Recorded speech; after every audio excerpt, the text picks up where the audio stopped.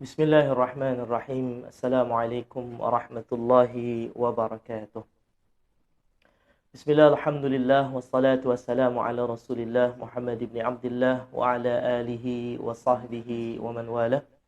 Subhanaka la ilma lana illa ma'allamtana innaka antal alimul hakim. Wa tub alayna innaka antat tawwabur rahim. Allahumma hdina wahdi bina waj'alna sababan liman ihtada birahmatika ya arhamar rahimin. Rabbi shrah li sadri wa yassir li amri wahlul 'uqdatan min lisani yafqahu qawli wala haula wala quwwata illa billahil aliyyil azim, amma ba'd. Apa khabar tuan-tuan dan puan-puan, ibu-ibu, ayah-ayah dan semua yang saya cintai dan kasihi kerana Allah Subhanahu wa taala. Di petang hari ini mudah-mudahan semua dalam keadaan sehat dan afiat. Kalaupun ada yang sakit di kalangan kita, semoga Allah Subhanahu wa taala berikan kesembuhan untuknya dan Allah afiatkan dia serta Allah afiatkan kita semua di dunia dan di akhirat. Amin amin ya rabbal alamin. Alhamdulillah, di petang hari ini dapat kembali kita berjumpa ibu ayah semua dalam program kita, iaitulah program tazkirah dan tahlil arwah. Insya-Allah kita akan sama-sama meneruskan kembali bacaan manaqib Tuan Guru Syekh Ahmad Fahmi Zamzam sebagai tazkirah kita di petang hari ini. Kemudian kita akan teruskan bersama-sama dengan bacaan Yasin dan nanti kita akan teruskan lagi dengan bacaan tahlil dan doa arwah, insya-Allah. Baik ibu-ibu, ayah-ayah semua, sebelum kita mulakan dan teruskan bacaan manaqib kita di petang hari ini seperti biasa, saya nak mengingatkan kepada ibu-ibu, ayah-ayah semua, jangan ada seorang pun di petang hari ini yang terlupa dan terlepas daripada peluang untuk sama-sama kita dapatkan pahala dakwah, mengajak orang lain kepada kebaikan dengan dua cara. Yang pertama, boleh kongsikan live ini dekat grup FB, WhatsApp ataupun Telegram. Yang kedua, boleh tag nama rakan, kawan, sahabat, jiran, tetangga di ruangan komen dengan niat yang sama, iaitulah nak mengajak seramai-ramainya orang kepada kebaikan. Kita ajak sama-sama ahli keluarga kita, jiran tetangga kita untuk sama-sama menghidupkan petang hari Jumaat, yang mana semalam petang Khamis tu kita dah dalam program TIQ, dalam kitab Bidayatul Hidayah kita telah membahas macam mana hebatnya hari Jumaat ni. Ada satu waktu yang mustajab doa dan begitu ramai ulama mengatakan bahawasanya waktu itu berada di petang hari Jumaat selepas asar sebelum maghrib. Subhanallah. Ibu ayah semua, mudah-mudahan kita sekarang ni berada di waktu yang baginda Nabi SAW sebutkan. Dan sebab tu kita isi dengan pelbagai kebaikan, dengan bacaan Al-Quran, dengan pengisian tazkirah, bacaan Quran, kemudian dengan doa. Bahkan kita bukan berdoa untuk diri kita sahaja, kita doakan juga untuk ahli keluarga kita yang telah meninggal dunia. Baik ibu-ibu, ayah-ayah semua, insya-Allah kita akan teruskan lagi di petang hari ini bacaan manaqib Tuan Guru Syekh Ahmad Fahmi Zamzam. Setelah selesai kita pada minggu lepas membaca tentang macam mana karya-karya Tuan Guru, petang hari ini kita sambung lagi tentang ini adalah akhir kehidupan lah, iaitu berpulang ke rahmatullah, tajuknya muka surat 63. Sengaja diletakkan pada muka surat 63 sebab Tuan Guru pun meninggal pada usia 63 tahun lah tuan-puan. Ngam kan dekat situ, berpulang ke rahmatullah. Jadi ini cerita macam mana pengakhiran seorang pendakwah yang begitu hebat, iaitulah Tuan Guru saya sendiri. Kenapa baca manaqib? Baca manaqib tu apa? Manaqib tu adalah kisah, sejarah kehidupan orang yang soleh, sejarah kehidupan orang yang baik. Kenapa nak baca? Sebab untuk jadi motivasi bagi kita yang masih hidup ni tuan-puan. Kenapa? Sebab dalam Al-Quran begitu banyak diceritakan kisah-kisah Nabi yang terdahulu. Untuk apa? Dalam Quran sendiri Allah dah sebut, linusabbita fihi fu'atak, agar menguatkan hati baginda Nabi SAW dalam perjuangan dakwah. Macam itulah juga kita untuk menjalani kehidupan yang penuh dengan cabaran, yang penuh dengan ujian ni, kita perlu kepada kisah-kisah motivasi tuan-puan. Lebih-lebih lagi, saya lah siapa yang akan jadi motivasi selain kisah-kisah sahabat Nabi, kisah-kisah Nabi terdahulu. Kita boleh juga jadikan motivasi kisah-kisah orang soleh, lebih-lebih lagi mereka yang terdekat dengan kita. Dan kita baca petang ni ialah manaqib tuan guru saya sendiri, yang saya dah belajar lama dengan beliau, iaitulah almarhum Tuan Guru Syekh Ahmad Fahmi Zamzam, yang petang ni kita akan ceritakan pula tentang kewafatan beliau, dan kita insya-Allah akan ambil beberapa pengajaran daripada situ. Baik, ibu ayah semua, seperti biasa di petang hari ini bacaan kitab manaqib ni akan dibacakan oleh Al-Fadhil Ustaz Aslam. Bahasan kita bermula pada muka surat 64. Dipersilakan. Bismillahirrahmanirrahim. Berpulang ke rahmatullah. Abuya telah menghabiskan seluruh hidupnya untuk menuntut ilmu dan berdakwah. Kerana cita-citanya yang tinggi, beliau rela untuk mengurangi waktu rehatnya. Sudi menempuh jalan yang sukar, rela meninggalkan kenikmatan diri dan keluarga pun kurang mendapat perhatian. Bahkan sakit yang beliau derita pun tidak dapat menghalangi kerja-kerja dakwahnya. Tuan-puan, Abuya telah menghabiskan seluruh hidupnya. Abuya itu panggilan, panggilan kami, murid-murid beliau kepada beliau. Kami akan panggil Abuya. Ustaz, Abuya itu apa? Ataupun yang selalu kita kenal Buya, Buya Hamka ke? Yang sekarang masih hidup ni Buya siapa? Buya Yahya, kan? Buya. Bukan buaya. Buya tu daripada Abuya, tapi kami tak panggil Buya, kami panggil Abuya. Abuya tu apa? Ayah kami yang tercinta. Ayahku yang tercinta. Kita akan panggil ayah. Kita panggil Abuya. Macam tu.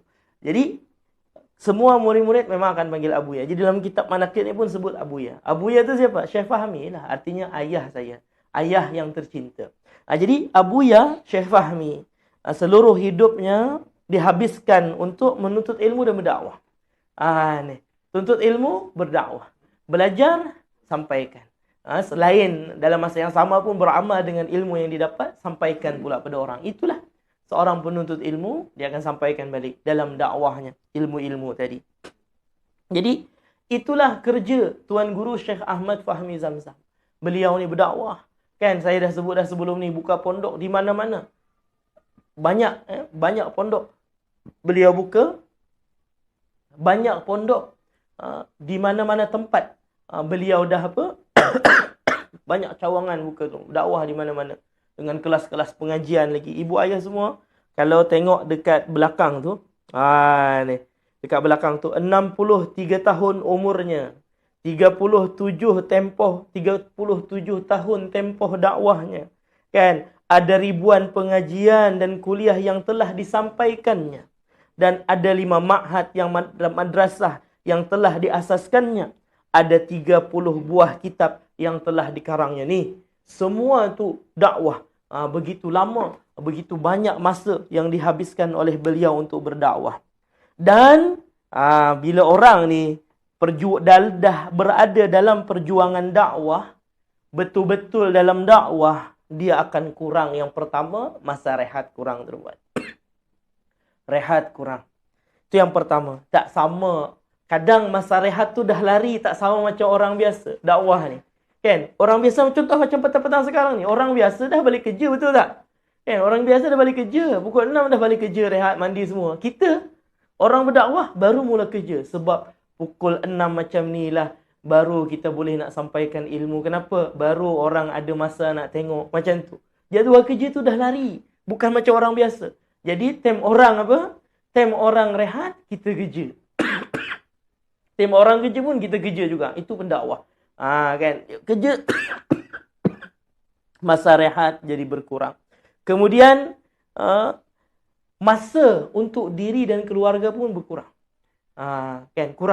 Kurang untuk kepentingan diri masa tadi sebab dihabiskan di jalan dakwah, dan untuk keluarga pun jadi berkurang. Bahkan kadang sakit pun buat tak sakit.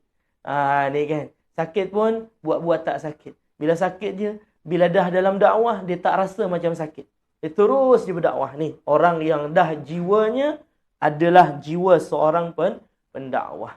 Jadi, Ustaz disebut kat situ tadi macam waktu dengan ahli keluarga kurang. Keluarga ni kurang dapat perhatian. Betul ke Ustaz? Betul. Kan? Ni kan, kadang macam-macam dalam dakwah ni. Bahkan anak kepada Abuya sendiri pun ada beritahu. Kata beliau, abah ni sibuk dalam dakwah. Kami ni tak pernah dibawa nak bercuti ke sana macam orang tu tak ada. Ni anak beliau sendiri menyatakan, bukan marah tak, tapi nak bagi tahu yang Abuya Syekh Ahmad Fahmi Zamzam ni memang sibuk dalam dakwah. Jadi ahli keluarga seorang pendakwah kena faham. Isteri ataupun anak-anak kena faham. Seorang pendakwah ni kalau betul-betul di dalam jalan dakwah, dia memang sikit masa untuk berehat, sedikit masa untuk bersenang-senang. Tak boleh nak tengok macam kehidupan orang lain. Sebab tu dalam Al-Quran, dalam surah Al-Ahzab, ni cuba buka surah Al-Ahzab, ibu-ibu, ayah-ayah semua. Dalam Al-Quran Allah dah nyatakan, ni tentang Nabi SAW dakwah. Isteri-isteri Nabi dah diberi peringatan. Qul li ya ayuhan nabiyyu, qul li azwajika in kuntunna turidna al-hayata ad-dunya fata'alayna umatti'kunna wa usarrihkunna sarahan jamila. Wahai Nabi, katakanlah kepada isteri-isterimu, jika kalian menginginkan kehidupan dunia. Kuntunna turidna al-hayata ad-dunya fata'alayna. Kemari.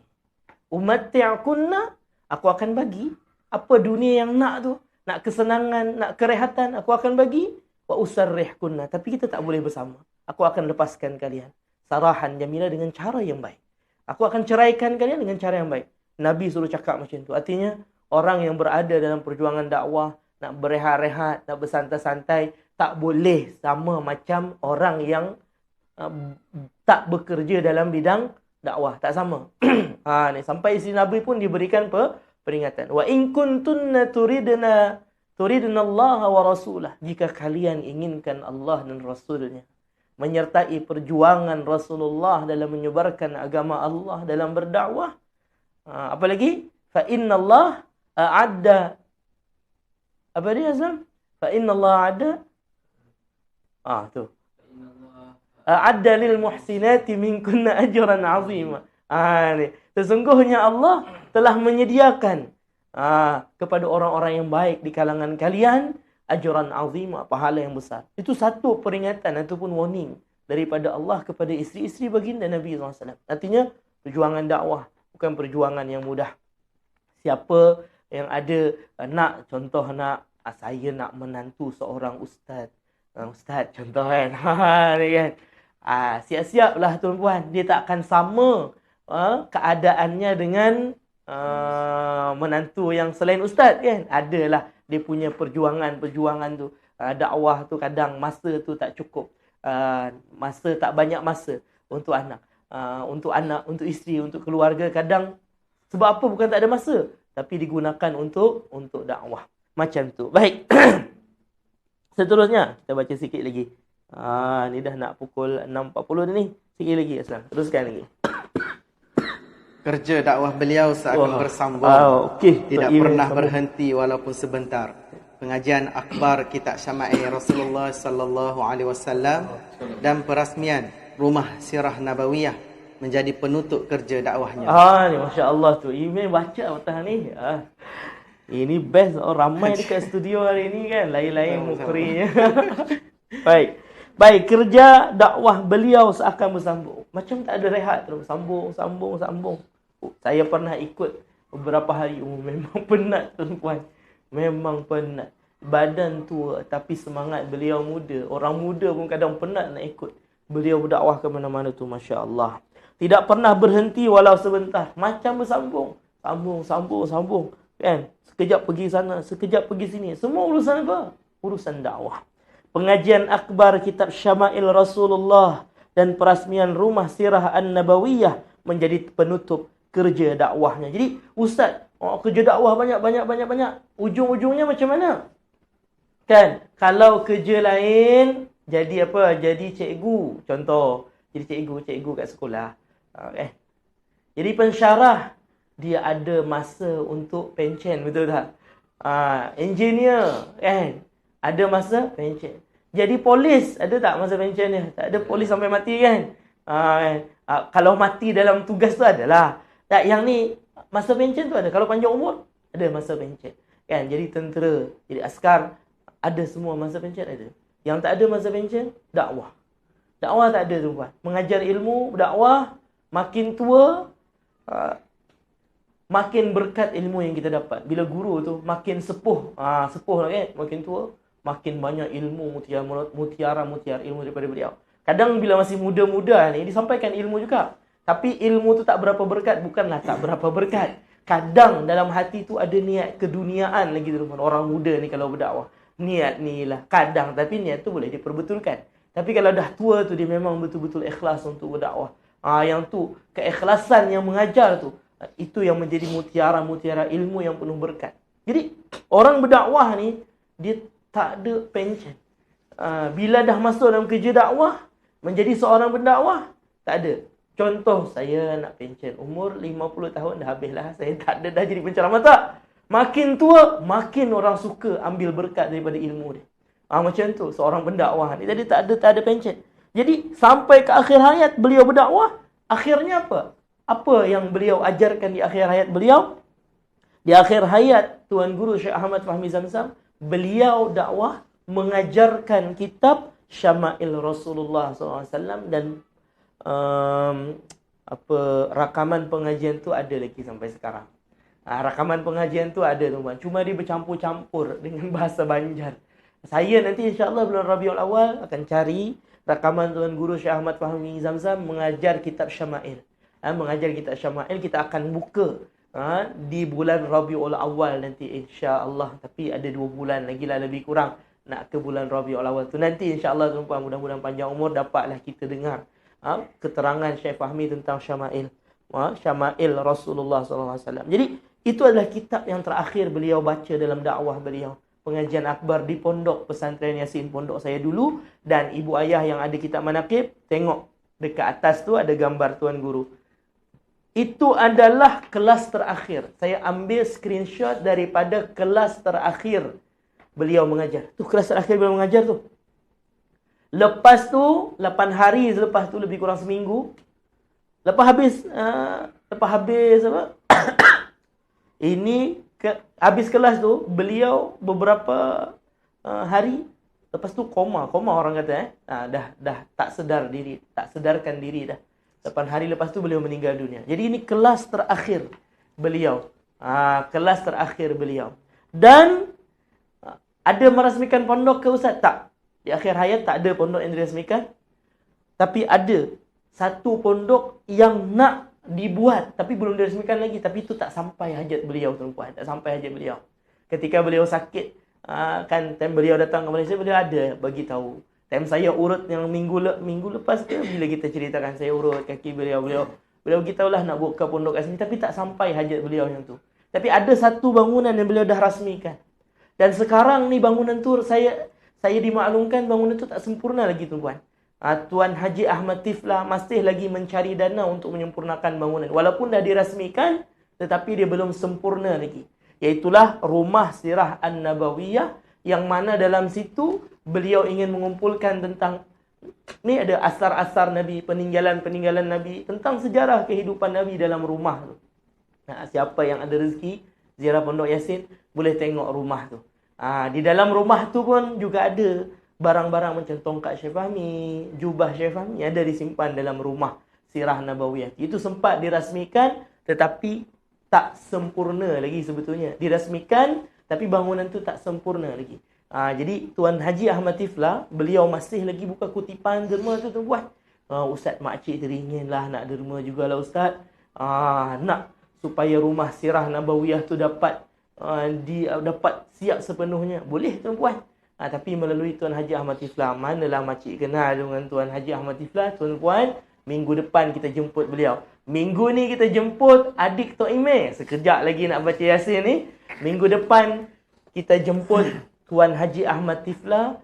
Beliau akan menceritakan tentang 3 kisah tentang Tuan Guru Syekh Ahmad Fahmi Zamzam daripada buku haji yang terakhir. Dan saya rasa ramai ibu ayah semua dah memiliki buku tu. Kita minta beliau paling kurang cerita 3 kisah yang paling menyentuh hati insya-Allah. Minggu depan dalam program Taztah. Tapi kita mula awal sikit lah.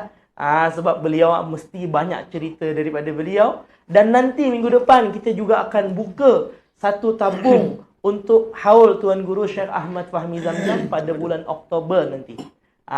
Tapi semua urusan infak, nak untuk rumah sirah nabawiyah ke, untuk haul Tuan Guru ke, tahun lepas saya kutip tuan-puan. Saya bagi sendiri ke Pondok Yasin. Tahun ni saya tak kutip. Ibu ayah semua terus berurusan sahaja nanti dengan Tuan Haji Ahmad Tiflah, yang mana insya-Allah minggu depan panjang umur kita akan jemput beliau untuk hadir ke Meduha Studio ni untuk menyampaikan cerita dan kisah tentang Tuan Guru Syekh Ahmad Fahmi Zamzam nanti insya-Allah. Ni tuan-puan, nantikan minggu depan. Minggu ni kita tak sabar-sabar nak dengar bacaan Tok Imeh juga ni. Nanti bolehlah insya-Allah sekejap lagi ni tuan-puan. Baik, seterusnya sikit lagi. Sambung sikit lagi. Getaran suara serta aliran air mata yang kita saksikan dalam pengajian akhbar itu menjadi bukti akan kerinduan beliau kepada san Nabi pujaan hati kita, yakni Nabi Muhammad sallallahu alaihi wasallam. Baik. Tu.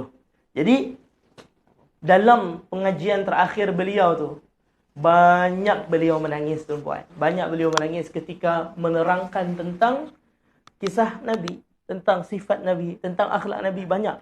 Dengan penuh tangisan. Nanti insya-Allah kita akan cuba cari episod-episod pengajian kelas terakhir tu. Tapi kelas yang last beliau mengajar tu, suara beliau hampir-hampir hilang tuan-puan. Beliau memang tak berapa larat dah nak bersuara. Tu. Jadi tak berapa jelas tapi masih lagi semangat. Ialah ini adalah pengajian terakhir beliau. Subhanallah. Jadi ketika menceritakan tentang Rasulullah dengan mengalirkan air mata, tanda kerinduan beliau kepada baginda Nabi SAW. Di akhir hayat sangat merindukan orang yang sangat beliau cintai, iaitu baginda Nabi SAW. Wallahu a'lam bissawab. Baik ibu ayah semua, setakat itulah dulu insya-Allah untuk bacaan kitab manaqib kita di petang hari ini.